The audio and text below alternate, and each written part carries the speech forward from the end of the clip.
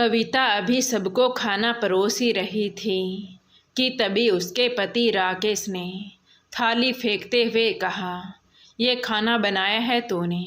अरे ऐसा घटिया खाना तो हमारे यहाँ जानवर भी नहीं खाएंगे।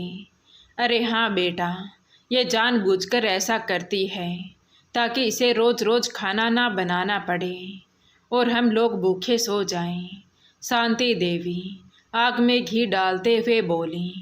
तभी ननद रानी ने भी हंसते हुए कहा, हाँ भैया, इसे थोड़ा और ठीक से समझाइए, तभी इसकी अकल ठिकाने आएगी। तू चाहती क्या है रे, कि हम भूखे मर जाएं? शांति देवी गुस्से से दहाड़ी तो कविता डरते हुए धीरे से बोली, नहीं नहीं माँ जी, मुझसे गलती हो गई।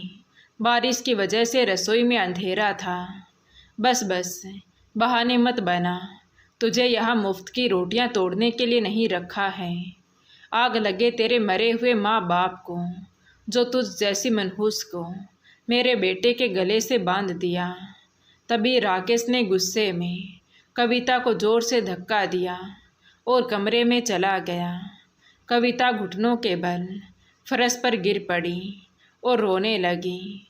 तो शांति देवी ने गुस्से से कहा, अब ये मगरमच्छ के आंसू मत बहा, उठ यहाँ से, अपनी ये गंदी थाली उठा और जा रसोई का सारा काम निपटा, कामचोर कहीं की। इतना कहकर शांति देवी अपने कमरे में जा ही रही थी कि तभी घर के दरवाजे पर शांति देवी का छोटा बेटा रोहित हंसते खिलखिलाते हुए अंदर आया। लेकिन अंदर का नज़ारा देखकर एकदम से चौंक गया। अरे माँ, ये क्या हो रहा है यहाँ?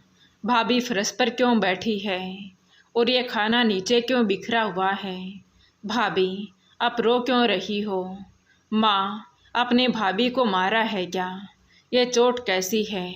एक साथ उसने बहुत सारे सवाल पूछ डाले। तो शांति देवी बात को टालते हुए बोली, अरे कुछ नहीं हुआ बेटा, कुछ नहीं हुआ। वो तेरी भाभी बस थोड़ा फिसल गई थी। लेकिन माँ, भाभी की हालत देखकर ठीक नहीं लग रहा है। भाभी, क्या परेशानी है? आप बताइए ना। नहीं रोहित जी, कुछ नहीं, मैं ठीक हूँ। हाँ देखो बेटा, मैंने कहा था ना कि कुछ नहीं हुआ। अरे वो थोड़ी कमज़ोर है ना, तो दर्द वर्द होता रहता है।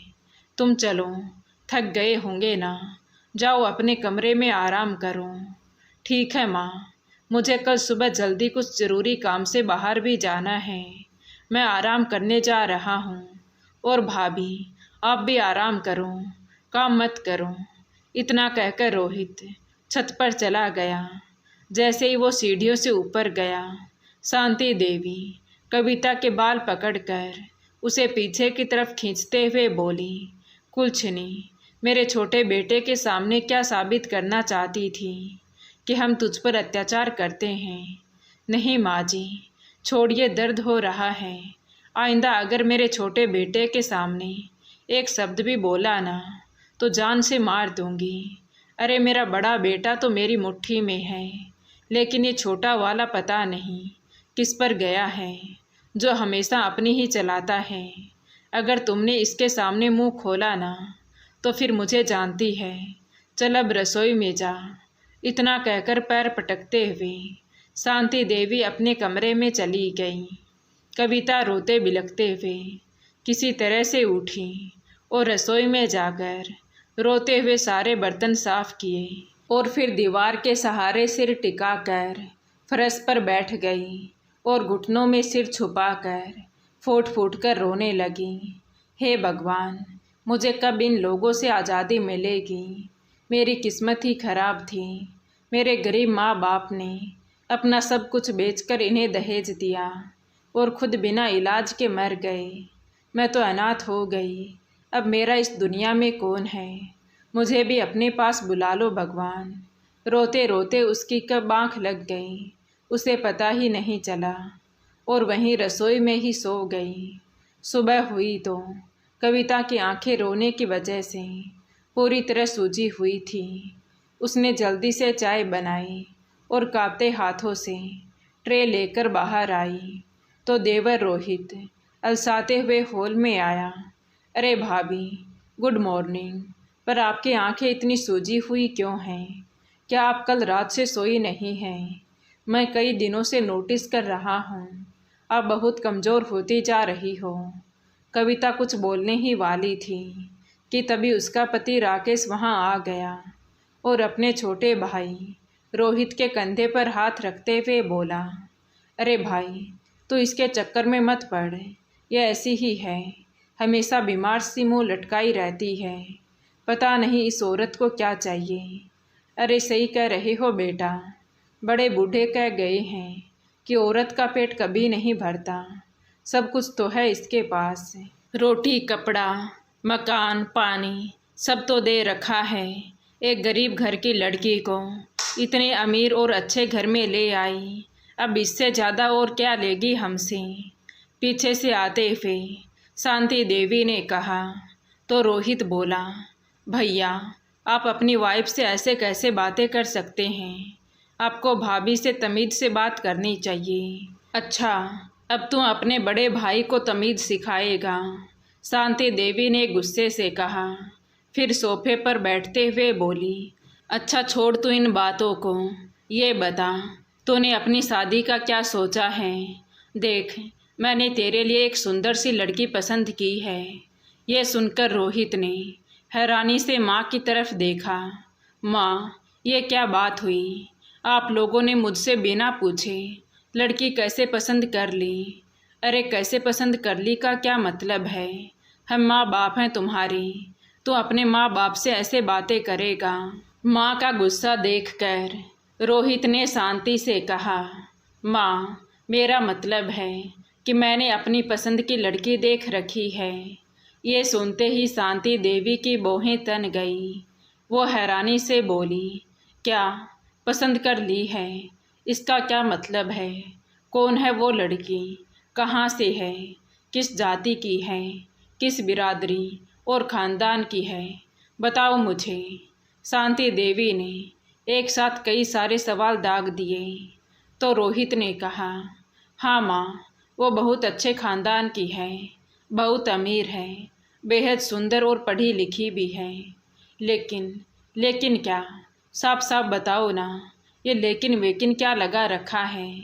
लेकिन माँ, वो हमारी बिरादरी की नहीं है, हमारी जात की नहीं है, और अब वो चाहे जिस जात की हो, मैं शादी तो उसी से करूँगा, क्योंकि मैं उसे जुबान दे चुका हूँ, वादा कर चुका हूँ उससे।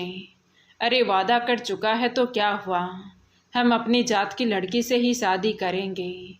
और वैसे वो है कौन सी जात की? माँ, वो ठाकुर है, राजाओं के ख़ानदान की। ठाकुर शब्द सुनते ही शांति देवी, दीनदयाल जी और राकेश के पैरों तले ज़मीन खिसक गई। क्या कहा तूने? ठाकुर की लड़की? अरे तुम्हारा दिमाग खराब हो गया है क्या? तुम जानते भी हो ठाकुर का मतलब, उनके खून में हमेशा गुस्सा होता है, चीखना चिल्लाना, मारना पीटना। तुम्हें मार के कहीं फेंक देंगे और पता भी नहीं चलेगा। अरे भैया, ऐसा कुछ नहीं है, वो मुझसे बहुत प्यार करते हैं, बहुत सुशील हैं। अरे उनके लिए प्यार व्यार कुछ नहीं होता, उनके लिए जो कुछ भी होता है बस बदला होता है। दीनदयाल जी ने रोहित की बात बीच में ही काटते हुए कहा। तो रोहित बोला, पिताजी, मैंने ठान लिया है, मैं शादी करूँगा तो उसी से करूँगा। अब बेटे के सामने माँ बाप की एक ना चली तो मजबूरी में उन्हें बेटे की बात माननी ही पड़ी। और करीब 1 महीने बाद रोहित की शादी भावना से हो गई। शादी के अगले दिन मोहल्ले की कुछ औरतें नई बहू को देखने के लिए आई। तो कविता रसोई से कांपते हाथों से चाय की ट्रे लेकर बाहर आई। तभी मोहल्ले की औरतों ने कहा, अरे शांति, नई बहू तो बड़ी सुंदर और लंबी तगड़ी आई है, पर तुम्हारी ये बड़ी बहू कविता दिन ब दिन सूखी लकड़ी होती जा रही है। क्या बात है, इसे खाना पीना नहीं देती क्या? या इसके मायके से कुछ कम मिला है इसलिए गुस्सा निकाल रही हो? अरे नहीं पुष्पा बहन, कैसी बातें कर रही हो? हमारे यहाँ तो घी दूध की नदियाँ बहती हैं, ये लड़की है ही ऐसी, खाया पिया शरीर को लगता ही नहीं, कामचोर है ना। ये सुनकर छोटी बहू भावना चुप ना रह सकी और बोली, माँ जी, वो इस घर की बड़ी बहू है। मैं तो जब से आई हूँ उन्हें एक मिनट भी बैठे नहीं देखा है। उन्हें कामचोर कहने से पहले अपनी जुबान संभालिए। यह सुनकर सबके कान खड़े हो गए। बाप रे बाप, नई बहू तो आते ही कैंची की तरह जुबान चला रही है। शांति, संभाल अपनी बहू को। शांति देवी कुछ बोलती उससे पहले ही भावना ने कहा, चाची जी, चाय पी ली हो तो आप अपने घर जाइए। हमारे घर के अंदरूनी मामलों में टांग ना अड़ाएं तो ही बेहतर है। पुष्पा चाची मुंह बनाकर बड़बड़ाती हुई वहाँ से चली गई। शांति देवी डर के मारे कुछ बोल ही नहीं सकी। अगली सुबह रसोई में कविता सुबह सुबह चाय बना रही थी। उसकी आंखें सूजी हुई थी। तभी शांति देवी दबे पैर रसोई में आई और अचानक कविता का हाथ पीछे की तरफ जोर से मरोड़कर बोली, तेरी हिम्मत कैसे हुई रे कुलछनी, मुझसे बिना पूछे चाय में इतना सारा दूध डालने की। माँ जी, हाथ छोड़िए, दर्द हो रहा है। वो देवरानी भी है ना, इसलिए ज़्यादा चाय। चुप, एकदम चुप। तुझे कितनी बार कहा है, इस घर में सुई भी हिलाएगी तो मुझसे पूछ कर। नई बहू के सामने ज़्यादा महारानी मत बन। कहते हुए शांति देवी ने उसे जोर से धक्का दिया। तभी भावना छत से उतरकर आ रही थी और उसने अपनी जेठानी कविता को धक्का खाते हुए देख लिया। अरे माँ जी, सुबह सुबह रसोई में क्या तमाशा हो रहा है? आपने बड़ी भाभी को धक्का क्यों दिया? अरे कुछ नहीं छोटी बहू, ये तो कुत्ते की दुम है, ऐसे ही सीधी होती है। कहते हैं ना, लातों के भूत बातों से नहीं मानते। बस वही समझा रही थी इसे। माँ जी, हमारे मायके में नौकरों के साथ भी ऐसा व्यवहार नहीं होता। नहीं नहीं देवरानी, माँ जी तो मुझे समझा रही थी, कविता ने धीरे से कहा। तो शांति देवी के चेहरे पर मुस्कान आ गई। तभी भावना ने कहा, माँ जी, आज मेरी पहली रसोई है, तो बताइए शगुन में क्या बनाना है? अरे छोटी बहू, तुम क्यों बनाओगी? तुम तो ठाकुर के खानदान से आई हो। आराम से सोफे पर बैठो। ये नौकरानी, मेरा मतलब कविता सब बना देगी, तुम बस शगुन छू लो। नहीं माँ जी, शगुन तो मैं ही बनाऊंगी, मैं आटे का हलवा बना देती हूँ। तभी शांति देवी कुछ कहती उससे पहले ही पीछे से आकर दीनदयाल जी ने कहा, अरे भाग्यवान, चुप रहो, पहले ही दिन सारा रायता फैलाओगी क्या? हाँ हाँ ठीक है बेटी, जो तुम्हें अच्छा लगे वही बनाओ। इतना कहकर दीनदयाल जी शांति देवी को लेकर बाहर आ गए। भावना ने आटे का हलवा बनाया और सभी को मजबूरी में खाना पड़ा, क्योंकि भावना के सामने बोलने की हिम्मत किसी में नहीं थी। अगले दिन शांति देवी की दूर की सहेलियां आ गई, जो बेटे की शादी में नहीं आई थी। उन्होंने आते ही कहा, अरे शांति, तेरी बहू तो बहुत अमीर घर की है। सुना है उनके पिताजी के पास बंदूकें और गाड़ियां हैं। अरे हाँ निर्मला, मेरे बेटे की किस्मत है, पर उस लड़की को मैंने साफ कह दिया है कि इस घर में हुकूमत तो मेरी ही चलेगी। और ये जो बड़ी बहू कविता है ना, इसके मायके वाले तो भीख मंगे थे, इसे मैंने नौकरानी बनाकर रखा है, सारा काम यही करती है। वाह माँ जी वाह, क्या शानदार विचार हैं आपके। अपनी सहेलियों के सामने अपनी ही बड़ी बहू की इतनी घिनौनी बुराई। कहते हुए भावना अपनी जेठानी कविता को रसोई से खींचकर बाहर लाई और उसका जला हुआ हाथ सबको दिखाते हुए बोली, जरा देखिए आंटी जी, बड़ी भाभी के हाथ पर खोलता हुआ तेल गिरा है, क्योंकि वो आप सबके लिए चाय पकौड़े बना रही थी। और फिर भी ये जालिम सास यहाँ बैठकर अपनी झूठी इज्जत के ढोल पीट रही है। यह सुनकर शांति देवी का चेहरा फीका पड़ गया। अरे नहीं बहू, मैं तो मजाक कर रही थी।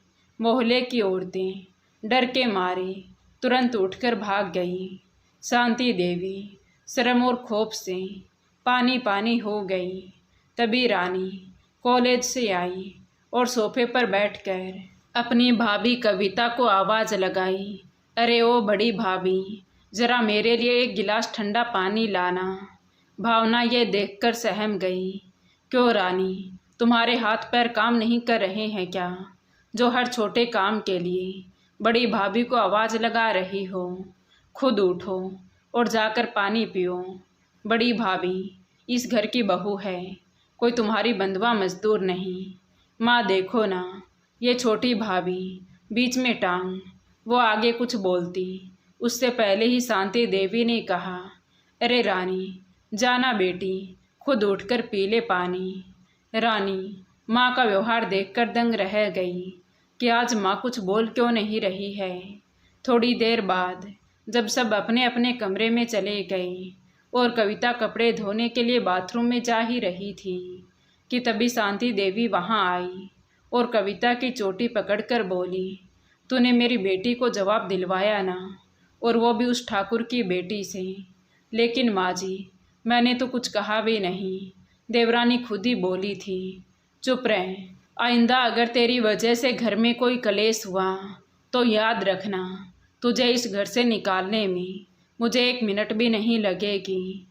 छोटी बहू भावना खिड़की के पीछे छुपी ये सब देख रही थी। उसने अपने फ़ोन में शांति देवी को कविता की चोटी पकड़ते हुए रिकॉर्ड कर लिया। अच्छा तो ये बात है, ये लोग बड़ी भाभी पर जुल्म करते हैं और मेरे सामने नाटक करते हैं। रुक जाओ, तुम सबको ऐसे जेल करवाऊंगी कि 7 पुश्तें याद रखेंगी। अगले दिन बारिश थम चुकी थी। तभी राकेश ने आकर अपने छोटे भाई रोहित से कहा, रोहित चल हम नई बाइक लेते हैं, पैसों की चिंता मत करो। पर भैया इतने पैसे अचानक कहाँ से आएंगे, हमारे पास तो बजट ही नहीं है। अरे बुद्धू, अपने ससुराल वालों से मांगो ना। मैंने भी तो अपनी शादी में कविता के बाप से ज़बरदस्ती बड़ी गाड़ी ली थी। वो लोग भले ही गरीब थे पर उनकी खाल खींचकर पैसे निकलवाए थे मैंने। तभी वहाँ पर भावना आ गई। उसे देखकर राकेश की सिट्टी बिट्टी गुम हो गई। राकेश भैया ज़रा संभल कर बोलिए, वरना ये बात आपके हलक में ही अटकी रह जाएगी और आप कभी थूक भी नहीं पाएंगे। अरे नहीं नहीं छोटी बहू, मैं तो मजाक कर रहा था। हमारे पास पैसों की कोई कमी नहीं है, हम खुद दिलवाएंगे बाइक। तुम अपने मायके में कुछ मत कहना प्लीज़। मैं क्यों कहूँगी भैया, मेरे पिताजी तो वैसे भी सीधे कोर्ट और पुलिस से बात करते हैं। अगर हमने एक बार कह दिया ना तो ऐसा दहेज का केस लगेगा कि आप सबकी अक्ल हमेशा के लिए ठिकाने आ जाएगी। राकेश डर के मारे पसीना पसीना हो गया और चुपचाप वहाँ से खिसक गया। अगले दिन शाम को कविता को तेज बुखार था। वो कंबल ओढ़े एक कोने में कांप रही थी। तभी शांति देवी उसके पास आई और कंबल खींचकर बोली, अरे ओ कामचोर, खड़ी हो और मेरे लिए चाय पकौड़ी बना। बारिश का मौसम हो रखा है, पकौड़े खाने का दिल हो रहा है। माँ जी, मुझे बहुत तेज़ बुखार है, मैं कल सुबह बना दूँगी। अरे ये बहाने मत बना और चुपचाप खड़ी होकर रसोई में आ जा। कमरे के दरवाजे में खड़ी भावना ये सब देख रही थी।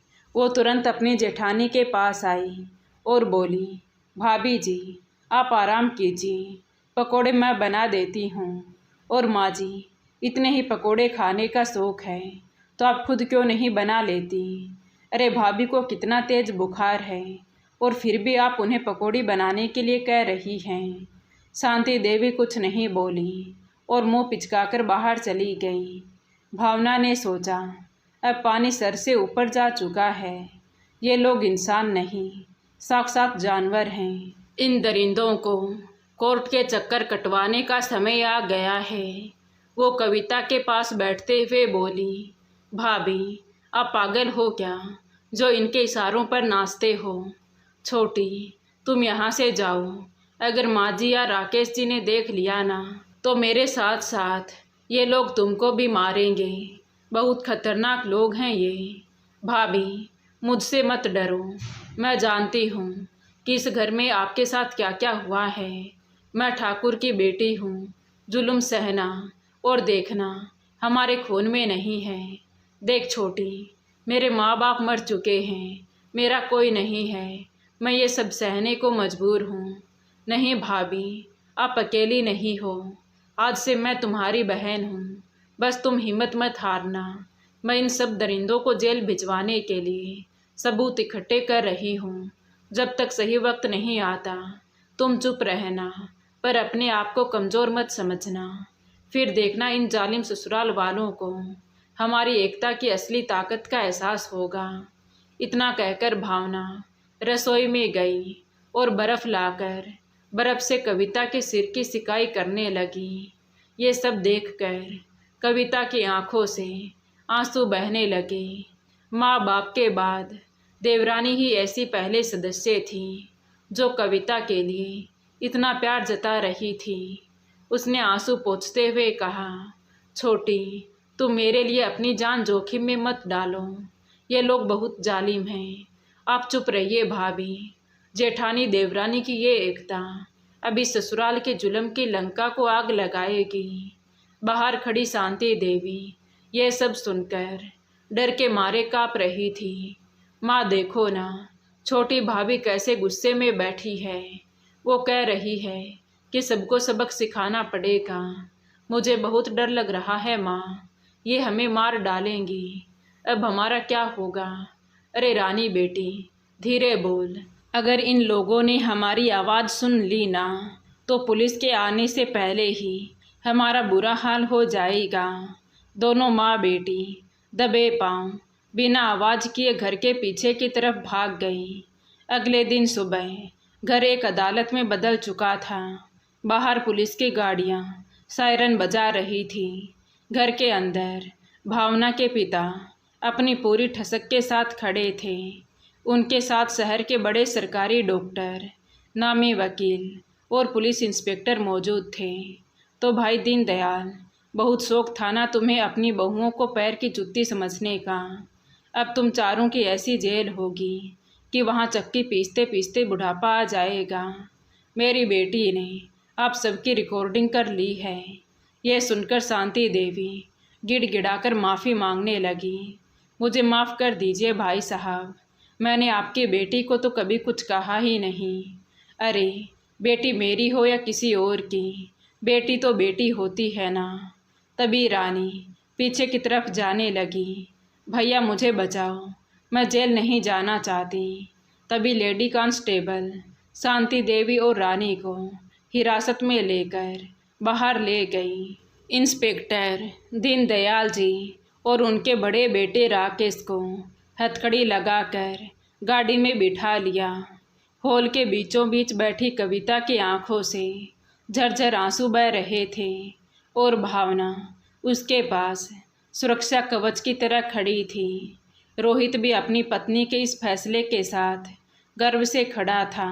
तभी भावना के पिता ठाकुर जी ने आगे बढ़कर कविता के सिर पर हाथ रखते हुए कहा, बेटी कविता, अब रो मत, आज से तुम अनाथ नहीं हो। ये तुम्हारी देवरानी नहीं, तुम्हारी ढाल है और आज से मैं तुम्हारा पिता हूँ। यह सुनकर कविता की आंखों से खुशी के आंसू बहने लगे और उसने भावना को गले से लगा लिया। दोस्तों, अन्याय सहना भी उतना ही गलत है जितना अन्याय करना। इसलिए हमें किसी के साथ गलत होते देखकर भी चुप नहीं रहना चाहिए, क्योंकि रिश्ते खून से नहीं बल्कि मुश्किल वक्त में साथ देने से मजबूत बनते हैं। तो दोस्तों, क्या भावना ने अपनी जेठानी का साथ देकर सही किया? अपनी राय कमेंट करके ज़रूर बताएं। कहानी अच्छी लगी हो तो प्लीज़ वीडियो को लाइक करें, शेयर करें और हमारे चैनल कहानी विद देवांशी को सब्सक्राइब ज़रूर करें। Thank you.